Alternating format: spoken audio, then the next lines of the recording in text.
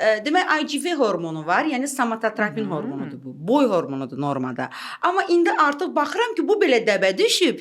Bizim idman zallarında bunu öz fəaliyyət şəklində inyeksiya edib özünə vuran trenerlər və yaxud bunu məşğul olduğu idmana gələn insanlara təklif edirlər ki, məni bu mövzuda, bu sualla məşğul etmişdi. Pasiyentinizin neçə yaşı var idi? 44-45 yaşında və uzun illər. Düşünün.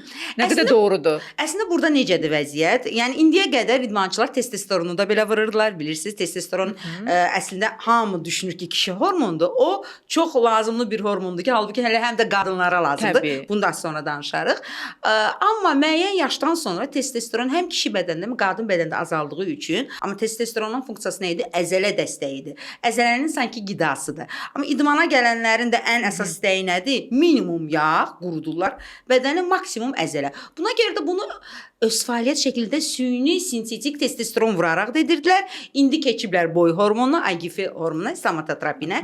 Ki, somatotrapin də boy hormonu olduğu üçün o yağı lipoliz edə bilir, minimum saxlayır yağı bədəndə və əzələ dəstəyidir eyni zamanda. Və hər iki hormon, həm testosteron, həm somatotrapin 30 yaş sonrası orqanizmdə azalır.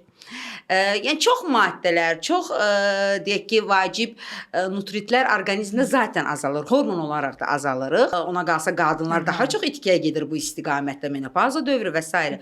Bəyəm hər azalan hormonu süni şəkildə biz əlavə edə bilirikmi? Bunun yalnız arxasında həkim rəyi, həkim məşğul olmalıdır bu hormon deyək ki, dozalamasına və s.